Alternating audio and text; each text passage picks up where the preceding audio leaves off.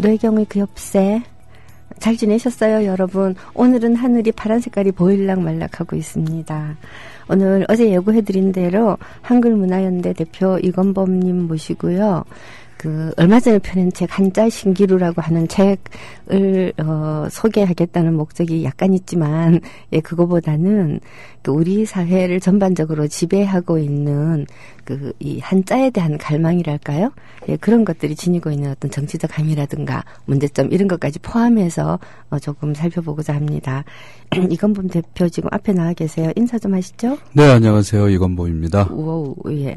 예, 잠시 전하는 말씀 듣고 나서요. 예, 돌아와서 본격적으로 오늘의 이야기를 펼쳐보도록 하겠습니다.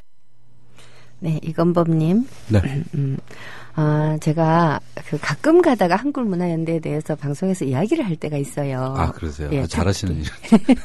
특히 네. 10월 9일 한글날 같은 때, 그때. 이 날을 우리가 원래 노는 날이었는데 뺏겼다가 되찾은 1등 공신이다. 예, 그런 예, 얘기를 하거든요. 예, 맞죠, 예. 예, 한글문화연대라고 하는 이 단체의 대표를 맡으셔서 네. 가장 자랑스럽게 생각하는 사업 가운데 하나가 바로 이 한글날 되찾기 운동. 아, 맞습니다. 예. 예.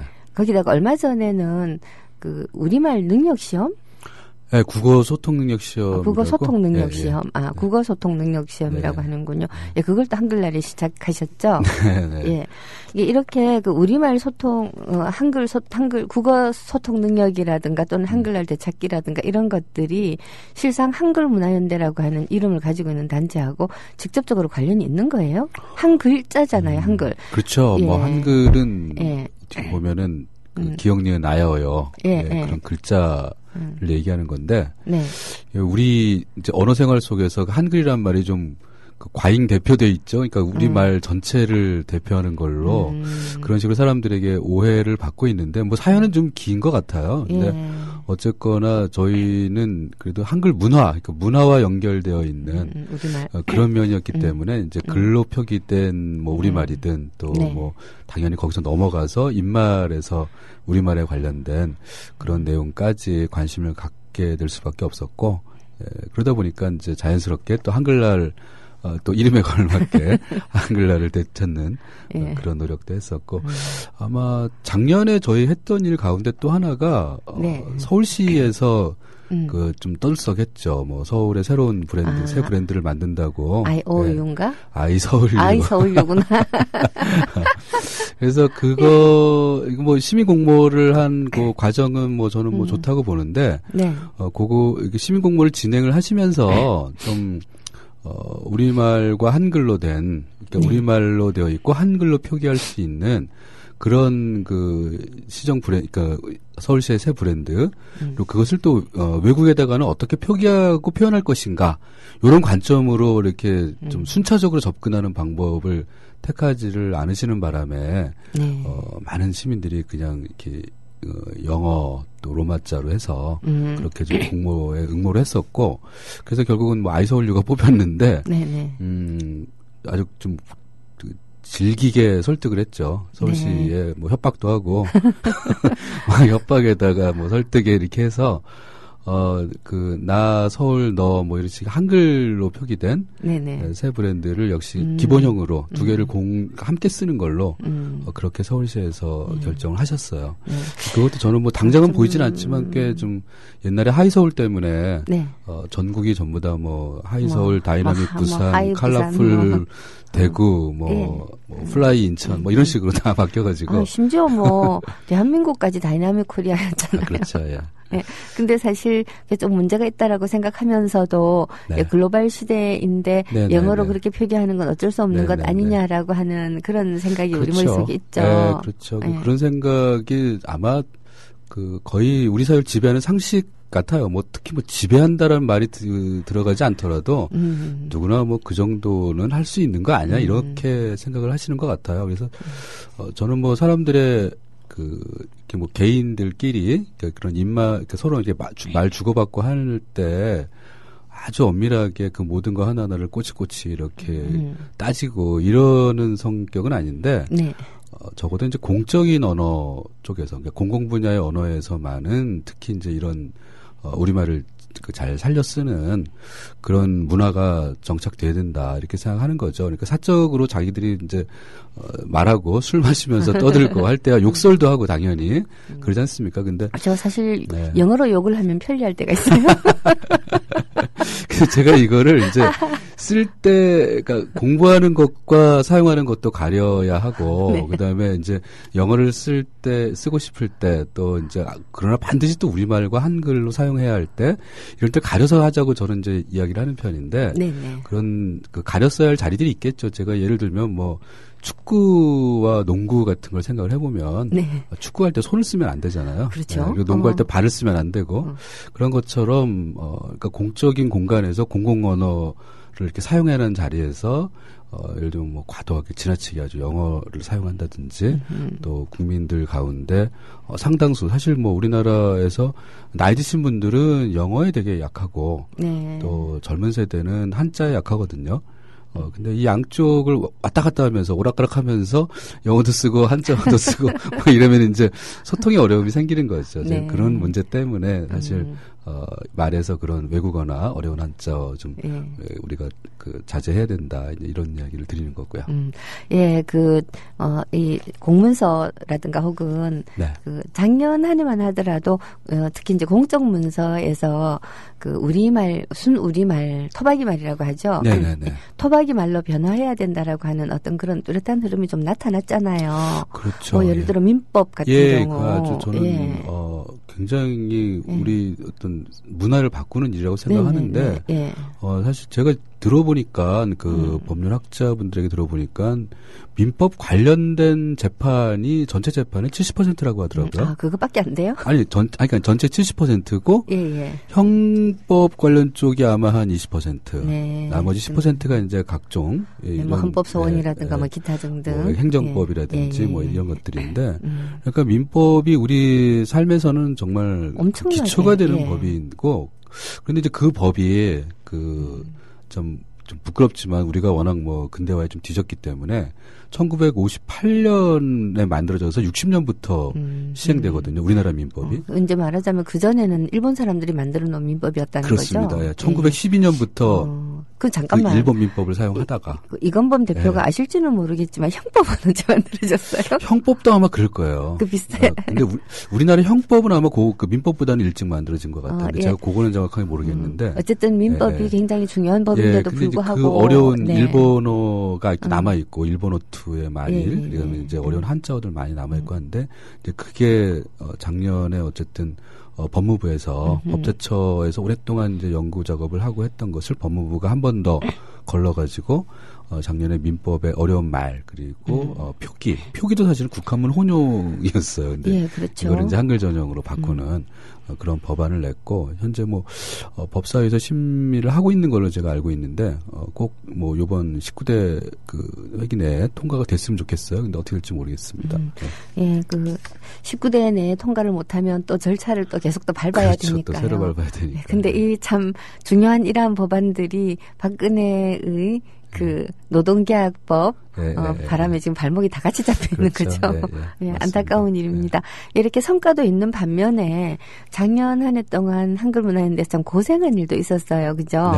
저도 그때 이제 이 버스 타고 같이 가셨죠. 갔었는데 교육부에서 그 초등학생 교과서에 한자를 변기를 하겠다라고 하는 그 계획을 발표를 하는 바람에 그렇죠. 굉장히 시끄러웠잖아요. 네, 그게 2014년 이제 9월 말에 발표를 해서 좀 국민들에게 제대로 알려지기 시작한 거는 작년이었죠. 작년에 그 문제로 좀 떠들썩했었고 얼마 되지도 않는 사람들이 이걸 막아내느라고 정말 고생을 많이 했습니다. 하지만 이런 사실 언어의 문제는 어떻게 보면 담론의 문제라고 할 수도 있는데 정확하게 담론을 올바로 세우면 사실은 굉장히 막연한 일종의 막연한 편견에 사로잡혀서 진행되던 많은 일들을 막아낼 수 있다는 생각이 들어요. 서울시의 아이서울유 같은 것도 실상이 아이서울유라고 하는 표기가 지니고 있는 문화적인 문제점들을 바로 치고 들어가니까 서울시가 설득 안 될 수가 없었던 거잖아요. 또 마찬가지로 이 한글 변기 문제도 굉장히 그래서 한자 변기 문제도 굉장히 많은 종류의 우리 안에 들어있는 고정관념이나 편견 같은 것들이 있어서 자, 이런 것들을 주장하는 사람들이 참 죄송한 말씀이죠. 연세가 되게 많은 분들이 우리 사회의 요직을 다시 차지하다 보니까 이 발생한 문제가 아닐까 하는 생각이 드는데요. 복고풍. 네, 복고풍이죠. 예, 근데 바로 이러한 그 초등학교 교과서 한자 변기 등등을 감싸고 도는 그 한자에 대한 여러 가지 오해들에 대해서 이번에 책을 한 권 내셨어요. 그렇습니다. 예, 제가 읽어보고 너무 재미있어가지고 고맙습니다. 예, 이거를 비록 북한에 관한 방송을 하고 있는 이 시간이지만 이거는 우리 정치자들께 소개를 해야 되겠다는 생각에 오늘 모셨거든요. 제목이 한자 신기루잖아요. 네네. 신기루. 왜 신기루입니까? 그러니까 신기루 이제 완전 허상이라고만 보지는 않고요. 신기루가 저도 이게 그냥 완전 허상인가 제목을 정할 때 허상인가 하면서 막 여기저기 찾아봤거든요. 그랬더니 어쨌거나 이제 실체는 있는 건데 이게 그 사막 같은 데서 흔히 많이 나타나고 또는 극지방 이런 데서 나타나는데 이렇게 차가운 그러니까 공기 그러니까 땅과 면에 있는 그런 공기층의 온도가 이제 달라지면서 그 빛이 굴절되고 이런 현상으로 저기 멀리 있는 이제 물체가 가까이 있는 것처럼 보이고 아주 작은 게 크게 보이고 막 이런 식의. 그래서 우리가 이제 그 신기루 생각하면 사막의 그 오아시스 많이 생각하잖아요. 막 뭐 목이 말라가지고 뭐 저기 오아시스가 있다. 가서 물을 마시죠. 조금만 더 가면 된다. 그래서 확 뛰어들었는데 이제 거기에 그냥 모래바닥인 뭐 이런 사실 오아시스는 참 멀리에 있는데 그렇게 가까이 있는 것처럼 보이는 이렇게 실체가 없는 것은 아닌데 그게 좀 굴절돼서 또 매우 부풀려져 보이거나 아주 더 멋있게 보이거나 이런 것을 그런 현상이라고 저는 이제 생각을 했어요. 그러니까 완전 허상은 아니다.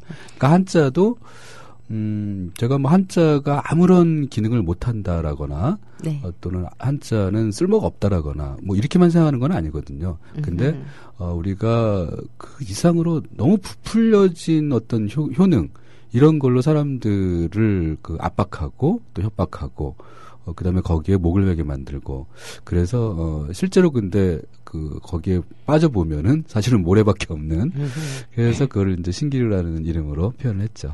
네. 그러니까 이 신기루가 사실 따라다니는 말이 오아시스잖아요. 네, 오아시스. 이 오아시스라는 말이 굉장히 재미있었던 게 한자를 사용하자고 하는 사람들이 한자야말로 지식의 오아시스다. 오아시스라고 얘기를 하죠. 이런 얘기들을 했어요. 그건 저는 그 오아시스 때문에 신기루라는 제목이 나온 줄 알았거든요.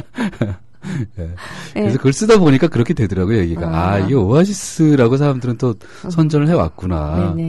오아시스라고 하는 게 사실 보면 정말 이 사막 가운데 정말 우연히 이 샘물 같은 것이 솟아나오고 그리고 거기에 정말 아주 조그맣게 나무들이 자랄 수 있어서 지나가는 낙타와 사람들이 물을 마실 수 있어서 정말 생명의 장소잖아요.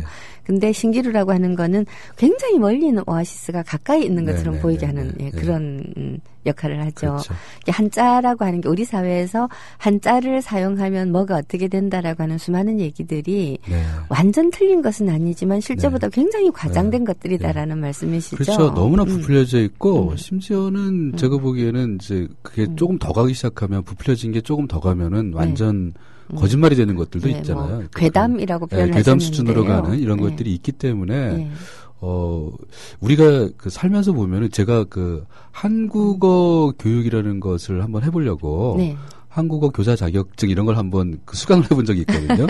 근데 하다 보니까 우리가 사실 우리말을 남에게 가르치려고 외국인에게 가르치려고 해보니까 야 이거 우리말에 도대체 이런 게 왜 들어있지? 왜 이런 구조가 되어 있지? 그동안 생각해보지 못했던 것들이 많더라고요. 왜 여기서는 은는을 써야 되고 여기서는 왜 이가를 써야 되지? 뭐 이런 거를 그동안은 생각해보지 않았다가 고민을 해야 되더라고요. 그래서 마치 그 비슷하게 우리가 늘상 너무나 당연하게 생각해왔던 그러나 실제로 꼼꼼하게 따져보지는 않고 살았던 그런 문제들이라고 생각을 했죠. 한자도. 한자뿐만 아니라 사실 우리말이라고 하는 게 좀 그런 것 같아요. 저도 이제 명색이시 쓰는 사람이고 그리고 이제 국어 선생 노릇을 오랫동안 했는데 이게 말과 글을 가르치다가 보면 네. 항상 부딪히게 되는 문제가 말과 글이라고 하는 게 그냥 말과 글은 아니에요. 네, 네, 네. 예, 이것을 사용하는 사람들이 생각을 바꾸고 생활 습관을 바꾸고 그리고 심지어 더 나아가 가지고서는 우리가 지금 세계화 시대 이런 얘기를 하는데 네. 예, 세계로 뻗어 나갈 때 우리가 어떤 자세와 태도를 가지고 나갈 것인가가 이 말의 구조하고도 너무나 관련이 있더라고요. 예. 그래서 심지어는 뭐 그 예. 말의 구조와 예. 그 민족의 예, 심성, 사고방식 이런 예. 거 연결돼 있다는 그런 예. 이제 연구들도 있으니까. 그래서 말을 제대로 사용할 수 있다라고 하는 게 굉장한 강점이구나라는 예. 걸 깨달았는데요. 이 말을 우리말을 이렇게 제대로 사용하는 데서 이 한자를 변개해야 된다라는 이 주장이 네. 얼마나 말도 안 되는 것인가 하는 얘기를 조금 해주시면 좋겠어요. 예. 그 뭐 사실 이런 얘기들은 아마 그럴 듯하다라고 생각하시는 분들도 꽤 많으실 거예요. 네. 그러니까 저도 이제 주변에 이 한자 변기 문제와 관련해서 이야기를 하다 보면은 두 가지로 좀 나뉘어지는 것 같아요. 그러니까 하나는 한자를 알아야 어떤 한자 말, 그러니까 한자어라고 흔히 얘기하는 그 한자어의 뜻을 알 수 있다. 한자를 모르면 한자어 뜻을 모른다는 얘기죠. 그러니까 글자를 알아야 된다라는 주장이죠. 그런 얘기를 이제 하는 거죠. 그런 얘기들이 한편에 있고 또 한편에서는 애들 공부하는데 좀 도움 되지 않을까? 뭐 이 정도로 생각하시는 분들이 있고. 그러니까 한자를 사용해야 된다, 배워야 된다라고 주장하는 축의 주장이 크게 두 가지로 나뉜다는 거죠. 그렇죠. 그쪽이 두 가지로 나뉘는 것 같아요. 네. 그래서 한 부류는 한자를 모르면 한자어의 그 뜻을 도무지 알 수가 없다. 그리고 그런 한자어들은 다 한자로 표기해 줘야만 한다. 그래야 뜻을 알 수 있다. 라고 이제 아주 극단적으로 주장하시는 분들이고. 그래서 그건 좀 극단적인 주장이죠. 제가 고등학교 다닐 때 우리 선생님이, 우리는 교과서에 한자 변기였거든요. 근데 이제 한자가 나오면 꼭 이제 훈과 이 음을 이제 따로 가르쳐 주는데 인구에 회자된다라고 글자가 아세요? 글자 회자된다. 어떻게 쓰는지 아세요? 이제는 기억 안 납니다. 하여튼 그게 이제 여러 사람 사람이 입구자죠. 인구에는. 예, 인구에 회자된다라고 할 때 회자가 구운 고기, 날고기 뭐 그런 뜻이래요. 근데 굉장히 복잡하게 생겼어요. 그렇죠. 근데 선생님이 이걸 가르치면서 화를 버럭 내시는 거예요. 이 인구에 회자된다라고 하는 이 글자를 쓰기 위해서 니네들이 사용해야 되니까 그때는 에너지란 말 안 쓰고 용을 쓴다라고 했거든요. 용을 쓴다. 얼마나 용을 써야 되는지를 생각하면 굉장히 화가 난다. 그래서 회자 이거 한글로 배우는 것이 쉬워. 그렇죠. 그러니까 저는 이제 그 첫 번째의 주장 좀 극단적으로 한자를 모르면 한자어의 뜻을 알 수 없다. 그러니까 한자를 반드시 배워야 하고 또 한자어는 한자로 표기해 놔야만 그 뜻을 알 수 있다. 이런 주장이 이게 우리 현실 생활하고는 사실 좀 거리가 먼 거거든요. 직감적으로만 이렇게 봐도 우리가 뭐 신문이나 이런 거 인터넷 한글 전용으로 바뀐 지가 벌써 20년 넘었죠. 1990년대부터라고 생각을 하면 뭐 25년 가까이 된 셈인데 그 사이 우리가 뭐 그 문자 생활에서 문자 생활에서 문제가 됐다라고 느끼는 거는 저는 없는 것 같아요. 사실 뭐 한자가 없어서 읽기가 불편하다라고 이야기하는 분들 되게 굉장히 연세가 많으시고 맞습니다. 더 중요한 거는 나름 공부를 상당히 많이 한, 그것도 문과 쪽의. 이과 교수님들은 한자 없다고 불편한 거 전혀 없거든요. 제 친구 얘기 들어보니까 이제 이과 쪽 교수님 중에도 이제 그런 분이 있었다라고. 아니, 근데 정말. 얘기는 하던데. 아니, 저희 친정아버지도 물리학과 교수인데, 한자 없어가지고 불편한 적 없었어요. 그러니까 아무래도 그런 게 이제 버릇이죠. 그리고 어떻게 우리가 뭐 시대 변화에 따라서 사람의 그런 습관이나 버릇 같은 게 이건 낡은 것이 되어버리는 경우가 뭐 지금은 사실 더 빠르게 진행되죠. 그런 게 우리가 갖고 있던 뭐 뇌경 선생님이나 저나 갖고 있는 이런 버릇이 요즘 젊은 애들에게는 정말 저거는 아주 구시대 뭐 이런 거다라고 생각할 수도 있을 텐데 그분들이 예전에 어쨌든 뭐 일제시대 때나 그 뒤에 읽으셨던 모든 그 문서들이 국한문 혼용의 세로쓰기 방식으로 이제 오른쪽부터 왼쪽으로 이렇게 쭉 그 밑으로 내려가면서 왼쪽으로 가는 그런 시기였기 때문에 일본은 지금도 뭐 많은 책들이 다 그런 식으로 나오죠. 근데 아마 그런 것에 익숙해지셨기 때문에 제가 최근에 뭐 한글 전형을 적극 지지하시는 분인데도 말씀은 그렇게 하시더라고요. 그러니까 한자로 되어 있는 글을 읽으면 더 뜻이 자기는 뚜렷하게 다가온다. 이렇게 얘기를 하시더라고요. 어릴 때 읽기 버릇이 이게 어쩔 수 없더라. 이렇게 이런 얘기를 하시더라고요. 저는 굉장히 이해가 안 가는 게 예를 들어 권력이라고 하는 말 있잖아요. 한자로 이렇게 권세권자 힘력자 쓰잖아요. 그렇죠. 이렇게 권력이라고 적어 놓는다라고 해서 권력이라는 뜻이 확 다 다가오느냐. 네. 제가 볼 때는 절대로 아니에요. 그렇죠. 왜냐하면 이 권력이라고 하는 말 그 자체를 갖고 책도 몇백 권 쓸 수 있잖아요. 그 말 한마디 가지고. 그걸 어떻게 글자가 한자로 쓰여졌다고 해서 뜻이 다가온다고 그렇게 감히 얘기할 수가 있는지. 그리고 이제 거기서 문제가 이제 그런 거죠. 그러니까 권력의 그 권자 같은 경우 권세 권자잖아요. 권세는 뭐냐. 그렇죠. 그것도 권세도 권력 권자에다가 세력 세자. 그래서 이게 계속 무한 반복되는 한자로 된 훈이 되게 많거든요. 그렇죠. 한자에 보면 제가 이제 분석을 해보니까 전체 우리 흔히 그 중고등학교용 기초한자 1800자라고 얘기하는 것 중에 한 25% 정도는 그 훈이 그렇게 한자로 되어 있는 것들이에요. 동어반복. 한자음으로. 그러니까 이제 동어반복이 돼버리는 거죠. 뭐 재물재자 같으면 뭐 재물재 또 다시 물건물, 뭐 재물재 물건물 이런 식으로 권세군도 지금 좀 말씀하신 그대로인데 그런 식으로 되어 있기 때문에 그 사실은 뜻을 안다는 것은 그 훈을 그냥 기계적으로 결합해가지고 될 수 있는 일이 아닌 말들이 너무나 많은 거죠. 그리고 뭐 어떤 말들은 그냥 음과 훈이 아예 같은 말들 있잖아요. 뭐 법자 이런 거. 그렇죠. 그럼 도대체 법은 뭔가 아무리 얘기를 해도 법은 그냥 법인 것밖에 안 되는 거죠. 대부분의 경우에는 한자를 안다고 하더라도 그 한자 글자를 안다고 해서 그 글자가 지니고 있는 뜻을 알 수 있는 글자가 그렇게 많지 않거든요. 그렇죠. 사실은 그래서 글자 모양보다도 그 훈이라고 표현되는 그 뜻 거기에서 이제 뭔가 실마리를 우리가 낱말의 뜻을 알 수 있는 실마리를 좀 얻는 편인데 그 실마리도 어떤 때는 얻을 수 있고 어떤 때는 사실 권세권이나 법법 이런 것처럼 아무런 실마리도 얻지 못하는 사실상 우리 머릿속에 이미 형성되어 있는 그 뜻. 개념, 뜻 또는 뭐 사전에서 우리가 찾아보면 이런 의미구나라고 알 수 있는 것 이런 것으로 머릿속에 뭔가가 좀 자리 잡히고 나면 오히려 그 다음에 이거는 그런 거야 이거는 법법은 이런 거야 뭐 이렇게 거꾸로 설명해 들어가는 그렇죠. 그런 일들이 너무 많죠.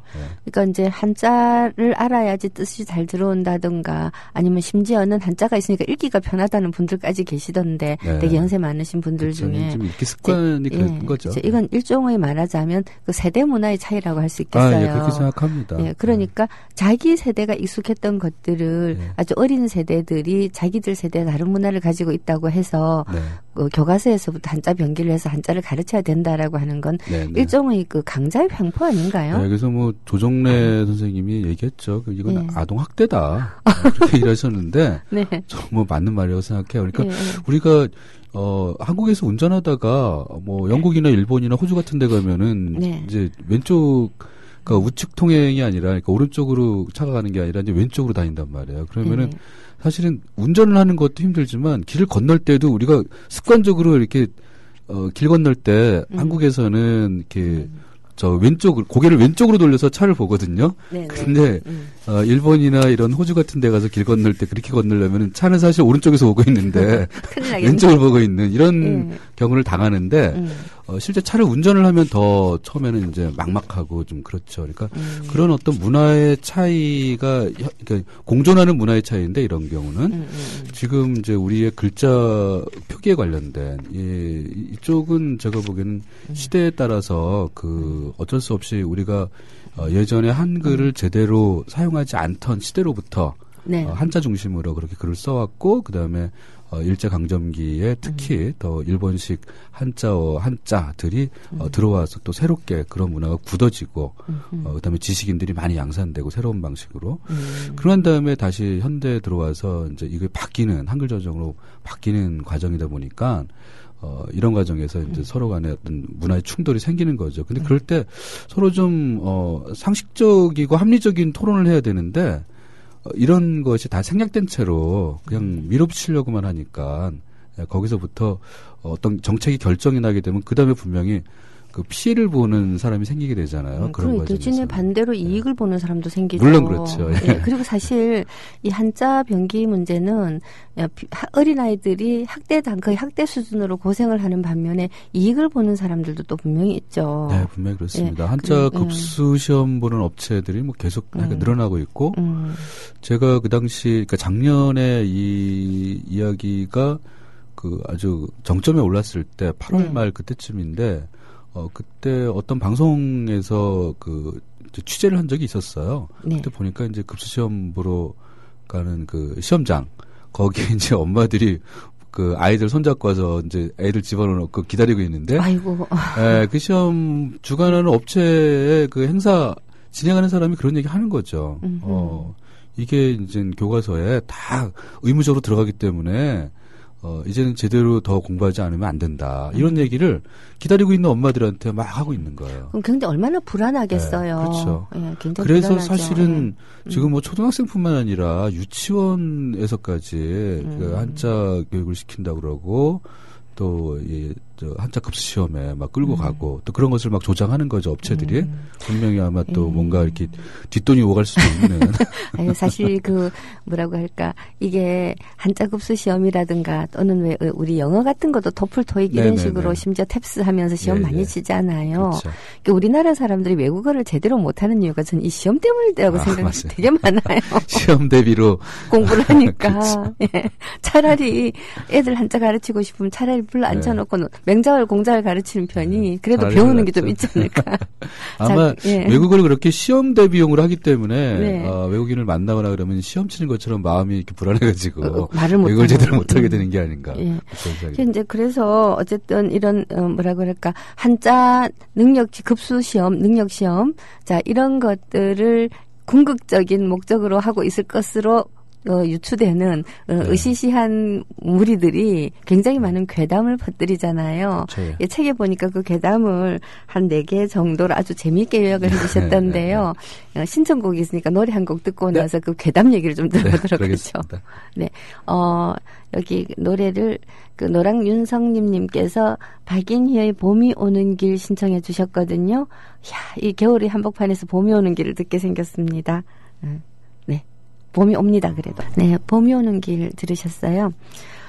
저기 그 괴담.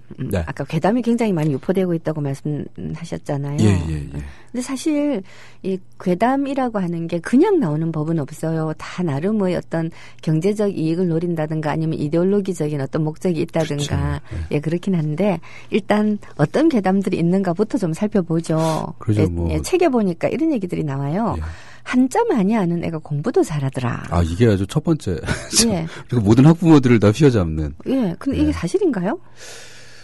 이게 뭐 제가 보기에는 저는 이제 뭐 공부를 잘하는 게 인생 성적순이 아니다, 행복은 성적순이 아니다, 뭐 이런 얘기처럼 그게 다는 아닌데. 대부분은 뭐 사실은 공부 잘하는 애들이 한자도 잘하는 거지, 이거 거꾸로 보고 있다는 생각을 하거든요. 그러니까 뭐 공부 잘하는 게 다는 아니지만 공부 잘하는 걸 다들 좋아하니까 한국 사회는 공부 잘하는 사람이 이익을 얻게끔 구조화돼 있잖아요. 있죠. 학벌 사회고. 그래서 공부 잘하는 게 좋은데 한자를 많이 아는 애가 공부를 잘하는 게 아니고 공부 잘하는 애가 한자도 많이 알더라라는 거죠. 대부분 다 그런 식이죠. 그러니까 뭐 국어, 영어 잘하는 애들이 사실 수학도 잘하고 있고 보면. 근데 그런 거는 대부분, 아이들이 공부하는 태도나 또 주변의 그 부모가 아이들에게 그런, 그 속으로부터의 힘을 자기 속에서 그런 안에서 끌어낼 수 있는, 공부하는 데 들어가는 여러 가지 뭐 인내력, 지구력, 그 다음에 뭐 집중력 이런 거. 이런 것을 어릴 때부터 이렇게 만들어주기 때문에, 그런 것이 만들어졌기 때문에 모든 과목을 다 좀 두루두루 이렇게 잘하게 되는 거지. 한자를 잘했다고 또는 국어를 잘했다고 또는 수학을 잘했다고 나머지 과목도 다 두루두루 잘한다. 이거는 뭐 제가 보기엔 전혀 연구의 근거도 없고. 연구의 근거가 없죠. 결과도 없고. 좀 궁금한 게 있었어요. 공부 잘하는 애들이 한자 잘하는 애들이 공부도 잘하더라라고 하는데 한자 잘하는 애들 수학도 잘해요? 그러니까 제가 그게 이해가 안 돼요. 그러니까 저는 말도 안 되는 얘기라고 생각하는데 심지어 한자 잘하는 애들이 국어를 잘하느냐? 저는 사실 이것도 확증할 수 없다고 생각을 해요. 고등학교 국어 선생님들하고 제가 얘기를 해보면 국어 성적 좋은 애들은 경향적으로 네. 어릴 때 책을 많이 읽은 애들이래요. 아, 그러니까 한자를 잘하는 애들이 아니고 네. 책을 많이 읽은 아이들. 네. 공부 잘하는 애들이 책을 많이 읽은 애들은 맞는 것 같고요. 네. 요즘은 어렸을 때 영화 많이 보고 한 애들도 공부 잘하는 것 같아요. 아, 그거 뭐 머리를 좀 많이 쓰나 보죠. 이제 뭐든지 이 외부의 자극을 많이 받아들여서 자기 것으로 소화하는 능력이 공부를 잘하는 능력이 아닐까. 그다음에 이제 그걸 자기 그 말씀하신 대로 소화해내죠. 자기가 소화해내는 능력 그리고 거기서 뭔가 좀 호기심을 가지고 더 이렇게 치고 들어가는. 그렇죠. 그런 아이들이 잘할 수밖에 없겠죠. 그러니까 이제 한자 많이 아는 애가 공부도 잘하더라라는 거는 거꾸로 된 생각이라는 거죠. 그렇죠. 그래서 제가 이거는 뭐 작년에 이제 텔레비전 뉴스에 나왔던 얘기 중에 그런 얘기가 있었어요. 그러니까 자녀 셋을 둔 그 부모의 삶의 질이 가장 높다. 이게 이제 어느 병원 의대 교수님들이 이제 임상에서 발표한 건데. 말도 안 되는 소리. 자녀 셋 둔 부모의 삶의 질이 가장 높다. 그래서 이게 이제 그 아이들하고 부대끼며 살다 보면 뭐 좋다는 거죠. 그래서 이것도 사실은 뭐 거꾸로 된 거죠. 그러니까 자녀 셋을 둘 정도면 사실 뭐 삶의 질이 이미 애를 낳고 키울 수 있을 정도 되는. 그렇죠. 하나 낳기도 겁나는 판국에 셋씩이나 낳는다는 건 집안 형편도 넉넉하고 애 봐줄 그렇죠. 사람도 있고 집도 큼직하고. 그러니까 이런 게 어찌 보면 이제 그 원인과 결과를 잘못 파악하고 그 다음에 다시 그걸 또 어떤 특정한 현상만을 확 이렇게 키워가지고 일반화시켜서 일반화시키는 그러니까 성급한 일반화의 오류라고 흔히 얘기하는 그런 것 가운데 하나라고 저는 생각을 해요. 그래서 한자의 괴담, 한자뿐만 아니라 모든 종류의 괴담에는 어떤 그런 요소들이 다 있겠군요. 그렇죠. 그럼 두 번째로 우리말 가운데 한자가 70%가 넘는다더라라는 얘기가 있었어요. 네, 이거 아주 한자 떠받드시는 분들이 정말 너무 많이 퍼뜨린 괴담인데. 여기서 이제 얘기하는 건 이제 특히 이제 사전에 올라가 있는 한자어가 70%가 넘는다. 이런 얘기를 하세요. 근데 숫자만 그냥 말씀드리면 지금 표준국어 대사전에는 한 57% 정도 올라가 있어요. 그러니까 많이 올라가 있는 거죠. 근데 이제 알아야 될 거는 우리가 사전이라는 게 지금 우리 당대에 쓰고 있는 말을만을 그냥 모아놓은 건 절대 아니거든요. 옛날부터 우리가 우리 조상들이 썼던 말들 근데 그것들이 현대에 들어와서 이걸 갖다가 수집해가지고 하나로 이렇게 정리를 하려고 하면은 다 돌아가신 분들이니까 지금 입말은 우리가 들을 수 없고 그러면 이제 문헌에 의존해서 그 낱말을 뽑아낼 수밖에 없겠죠. 그 문헌이 대부분 옛날 문헌들 다 한자 문헌이기 때문에 한자어가 많아질 수밖에 없는 거죠. 그래서 그런 것에서 이렇게 찾아보면은 실제 우리가 지금 쓰고 있지 않은 말이 너무나 많이 올라가 있어요. 예를 들면은 사기 친다 할 때 그 사기, 그다음에 뭐 사기가 떨어졌다 할 때 그 사기, 이런 사기가 같은 말이 사전에 올라가 있는 게 한글로만 적으면 똑같은 사기라고 되는 27개나 있어요. 근데 그중에 실제 우리가 쓰고 있는 말은 지금 제가 말씀드린 두 가지가 일상생활에서 많이 쓰는 말이고 아니면 옛날 역사책 사기나 아니면 회사 깃발 요새 근데 회사 깃발 잘 안 쓰니까 회사 깃발도 사기라고 사기 그릇 정도의 그 사기 이 세 가지 정도니까 사기 당했다, 사기 떨어졌다, 그다음에 사기 그릇 이 정도가 아마 쓰는 말이고 나머지는 아마 평생 보지도 못하실 말들이 20개 가까이 될 거예요. 그러니까 이제 우리말 사전이라고 하는 게 우리가 실제 사용하고 있는 언어의 뜻을 담기 위한 사전이라기보다는 우리나라 사람들이 알고 있는 또는 가지고 있었던 옛날말 포함해서 그런 것들을 몽땅 모아놓은 이제 보관소 기능을 창고 기능을 하는 거죠. 그래서 예전에 아마 어느 선생님이 최현배 선생님인가 사전을 말광이라고 부르신 게 있어요. 말광. 광 있잖아요. 광 옛날에 쓰던 광에다 보면 막 집어넣잖아요. 말광이라고 이렇게 그 이름 붙이셨던데 그러니까 그런 기능을 하는 거죠. 그리고 또 한편으로는 이제 우리나라의 사전을 만들 때 이제 1940년대 50년대 이때 사전 만들 때 우리나라가 좀 근대에 뒤처지다 보니까 변변한 사전이 없었단 말이에요. 그래서 사실은 우리말 사전을 맨 처음 만든 것도 조선총독부에서 만들었어요. 그랬죠. 그래서 그때가 한자어가 70%였어요. 왜냐하면 일본 애들이 한자를 쓰니까 한자어를 70%밖에 그렇게 만들었는데 당시에 이제 변변한 사전들이 없다 보니까 국어 사전을 만들면서 백과사전도 겸하는 그런 그 사전을 만들 수밖에 없었던 거죠. 그러다 보니까 온갖 고사성어 같은 거 이런 것도 이제 국어사전에 다 올라가는 거죠. 게다가 그때 한참 1930년대 같으면 그 일본인들뿐만 아니라 우리 이제 조선어학회 분들도 이 표준말을 만들어야 되겠다라고 하는 그러한 그 열망이 굉장히 가득 차 있었을 무렵이잖아요. 그렇죠. 그러다가 보니까 사실 사투리들 속에 우리 순수한 토박이 말이 훨씬 많은데 이것들을 다 그냥 버리고 갔을 가능성이 있겠네요. 맞습니다. 그리고 그게 이제 제대로 그때 모으지를 못했던 지금도 입말은 지금도 모으기 어려운데 우리말 대부분 토박이 말들은 그렇게 입말 형태로 있었기 때문에 이걸 이제 모으지 못하고 그냥 버리고 간 거죠. 그래서 말씀하신 대로 표준말 사정을 하면서 나머지 지역 방언들을 다 이렇게 죄악시하게 되는 그 뒤로도 그게 뭐 꽤 오랜 세월 1990년대까지 그렇게 왔으니까 그 사이 우리말이 이제 다 좀 죽어버린 그런 면이 있고 그러다 보니까 또 어떤 말들은 우리말인데 이게 한자로 취음된 그 한자로 음만 따서 글자를 갖다가 표기해놨던 그런 말도 되게 많거든요. 허걱? 진짜요? 그래도 이제 뭐 어떤 거 예를 들어 대표적인 게 뭐 온돌 이런 거 생각하시면 온돌, 온돌 한자말 아니에요? 온돌은 사전에 찾아보면은 따뜻한 온자에다가 뭐 이상한 돌자를 만들어놨어요. 굴러다닐 뭐 돌기 일할 때 그 돌자예요. 뭐 이상한 돌자인데 이게 사실 온돌이라는 게 이제 우리한테만 있는 문화잖아요. 중국은 입식문화고 일본은 다다미 방식이고. 중국 말에는 온돌이란 글자가 없죠. 있을 수가 없겠네요. 일본도 없죠. 근데 우리 말인데 이게 원래는 이제 온통 돌이라는 뜻인 거죠. 온돌. 그래서 온이 뭐 100일 때 우리가 온 이렇게 그때는 온나라 주문 온 뭐 이런 그렇죠. 식으로. 제문이 천이었고. 그래서 이렇게 온통 돌을 깔아서 그 돌 밑에다가 이제 불을 떼고 불길이 통하는 어떤 그런 구멍을 뚫어서 길을 뚫어서 겨울에는 그걸 데피고 여름에는 불을 안 떼는데 또 돌이기 때문에 시원한 그래서 이게 온돌이거든요. 근데 이거 이제 한자로 취음해서 이렇게 써놓은 거죠. 그러니까 겨울만 온돌이라고 생각을 하게 되네요. 그렇죠. 우리는. 근데 사실은 여름에도 시원한 거죠. 겨울에는 따뜻하고. 그래서 그런 건데 이런 뭐 우리말 중에 예를 들면 뭐 편지 이런 것도 편지도 이제 사실 우리말인데 한자로 취음된 한자로 그걸 표기하기 시작하니까 어느 순간부터 뭔가 이렇게 적어야 될 거 아니에요.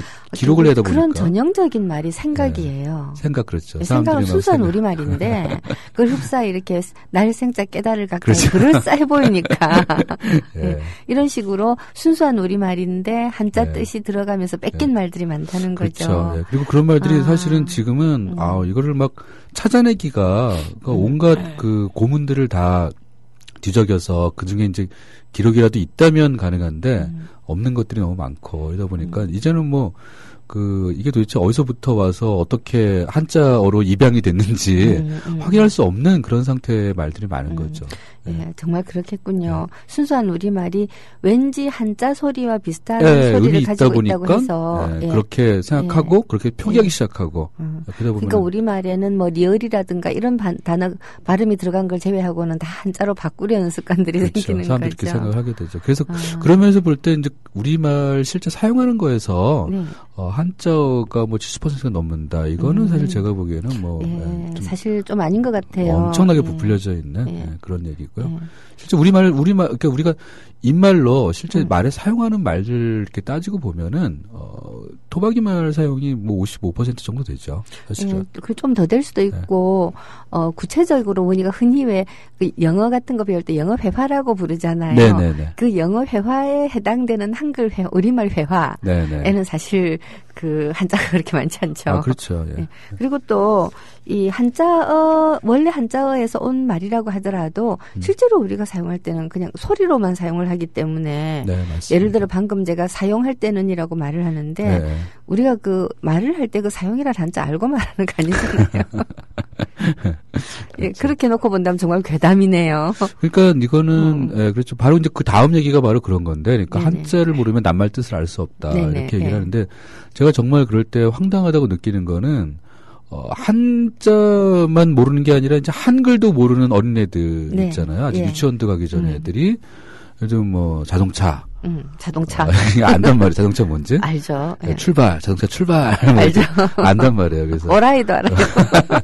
그래서 그런 게, 말이 어떤 문자로부터 오는 게 아니라 거꾸로 우리 말과 뜻을 생각을 이렇게 남기기 위해서 문자를 만들어낸 건데, 이거를 마치 이거는 뭐 표의 문자건 표현 문자건 사실 마찬가지지 않습니까? 그렇죠. 중국 사람들이 한자 표의 문자인 한자를 쓰고 있는 건데 한자의 의미 없는 게 아니거든요. 그 중국 사람들이 말소리를 그걸로 이제 표기를 하는 건데 어떤 그런 착각이 있는 거죠, 사람들 속에서. 예, 심한 착각이 있는 것 같으네요. 네. 예, 네 번째 괴담이 한글 세대는 실질 문맹률이 높다더라라고 하는 거고, 그리고 이 협박이 한자 병기 아주 굉장히 크게 작용을 하죠. 제가 가끔 그런 얘기를 해요. 그 사람이 우리나라는 한글이 워낙 쉽기 때문에 예, 사람들이 글자는 다 읽을 수가 있어. 그래서 문맹은 많지 않지만 읽어도 무슨 뜻인지를 모르는 인간들이 너무 많아서 문해명이 굉장히 많다. 근데 이렇게 얘기를 하면 그래서 한자를 가르쳐야 돼라는 식으로 받는 사람이 있어요.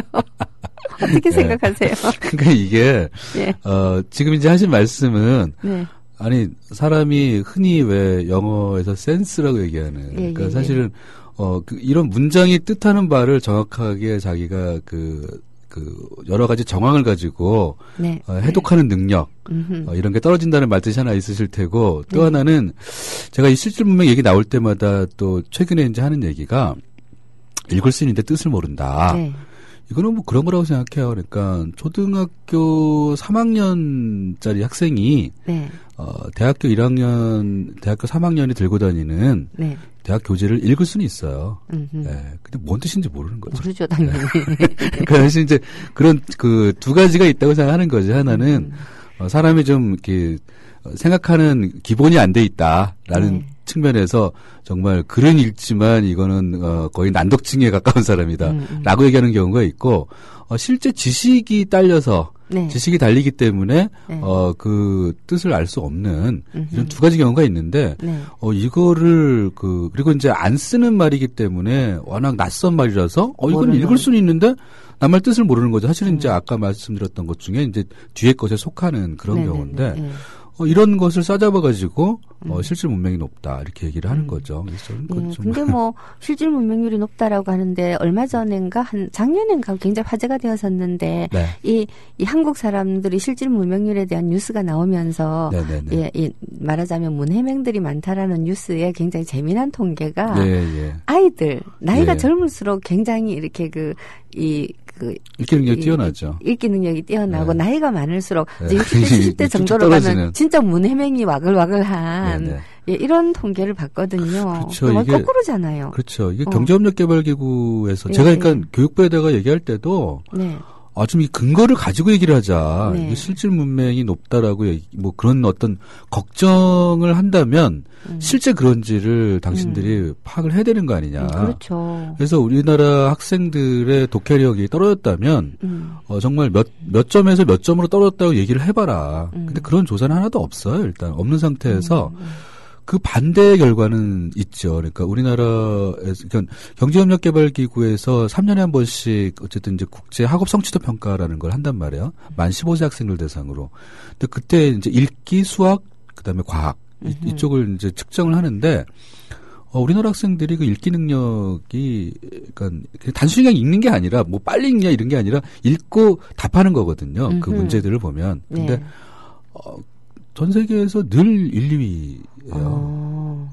그리고 그것과 비슷한 맥락으로 그 국제 성인 역량 평가라는 걸 또 2011년부터 해오고 있는데 여기서 이제 조금 아까 말씀하셨던 그런 16세부터 24세까지의 우리나라 젊은 세대의 그 독해력도 보면은 세계 3위 정도 속하거든요.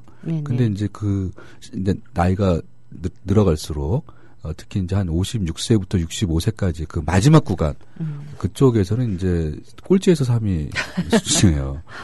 이게 이제 사실은 그렇게만 단순 비교하면은 그 노년층은 한자 세대고 지금 젊은 세대는 한글 세대란 말이에요. 그러면은 사실 이게 말이 안 되지 않습니까? 그렇죠. 단순 비교하면 그렇죠. 그리고 적어도 그 시험은 완전 문맹을 대상으로 한 것은 아니고 읽을 줄 아는 사람을 대상으로 한 것일 거잖아요. 근데 읽었는데 답이 제대로 안 나온다. 이건 사실 여러 가지 종합적으로 파악을 해야 되는 거죠. 네. 인지 능력이라든가 맞습니다. 또는 그 사람의 독서 체험 네. 경험. 네.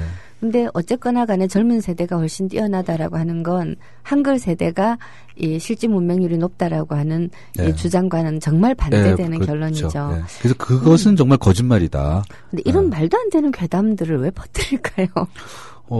이게 이제 실질 문맹률 같은 얘기가 예. 앞에 이제 그러니까 한자 많이 하는 애들이 공부 잘한다라고 예. 바로 직접적으로 연결돼 있는 얘기거든요. 예. 마지막으로 한번 이거를 땅 때려주면 네. 아, 그래. 역시 말뜻을 알기 위해서는 한자 공부를 해야 돼.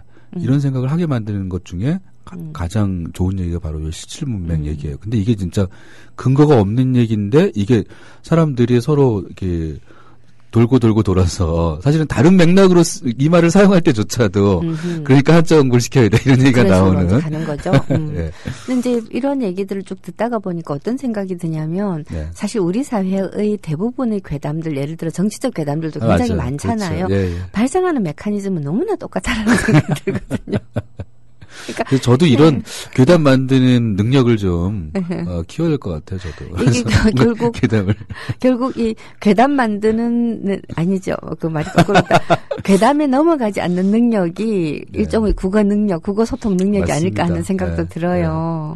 그래서 사실 이번 한자 신기루에서는 이런 예. 괴담들을 우리가 예. 그냥 아무 비판 없이 그냥 뭐 굳이 또 이걸 우리가 내가 이걸 분석해서 캐내야 내 삶에 뭔가 도움이 될다 안 된다 뭐 이렇게 생각해가지고 사실은 그렇게까지 안 가니까 그냥 그냥 넘어가거든요. 근데 사실 그렇게 생각하지 말자.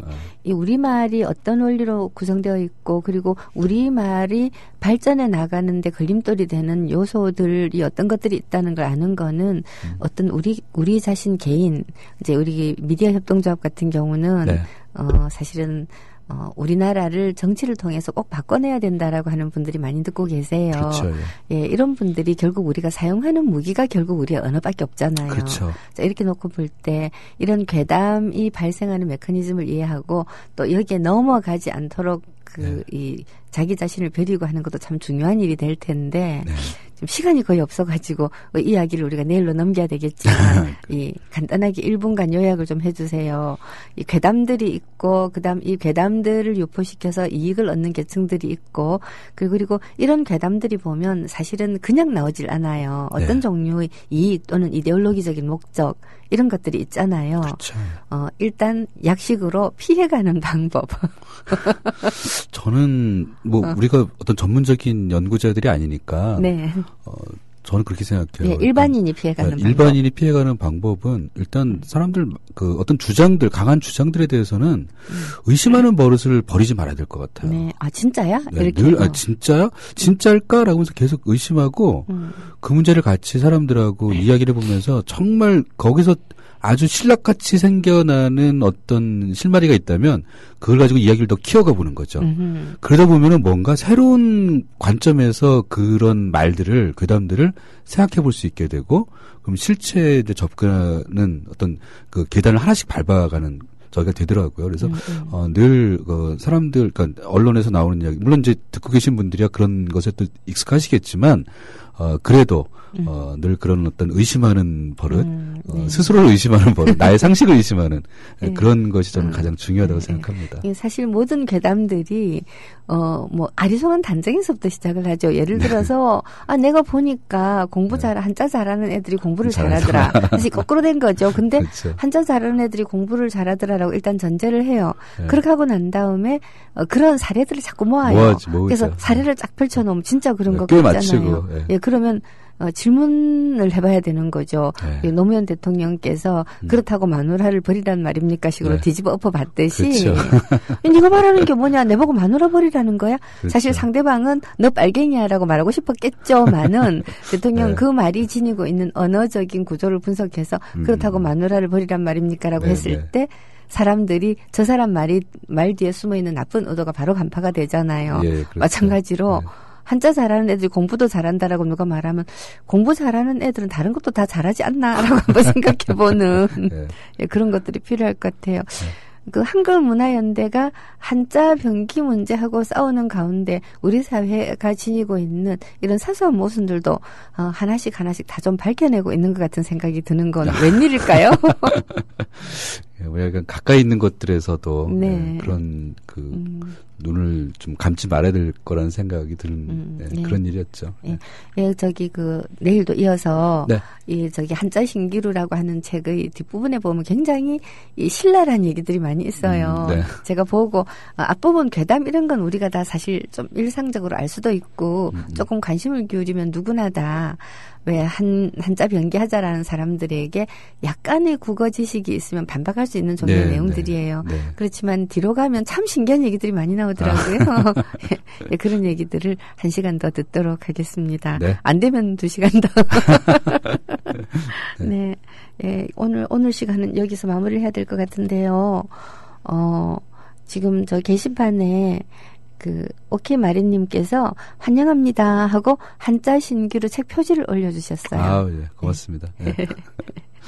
네, 한 권 구입해서 보세요. 네, 많이들 봐주십시오. 그리고 오늘 네네네 일단 인사하고요.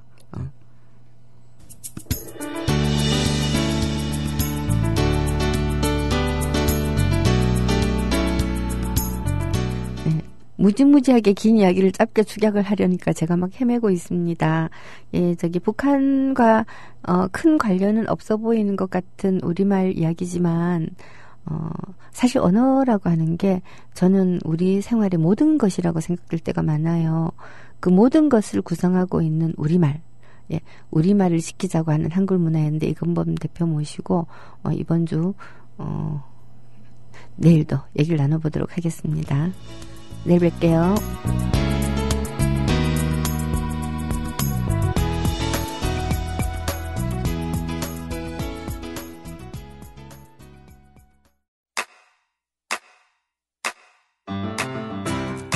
국민라디오 지지하는 4가지 방법 아시나요? 다운로드하기, 별점 주기, 댓글 달기, 구독하기. 국민라디오를 보다 많은 이들에게 전할 수 있는 가장 손쉬운 방법. 다운로드하기, 별점 주기, 댓글 달기, 구독하기. 잊지 마세요. 다운로드하기, 별점 주기, 댓글 달기, 구독하기.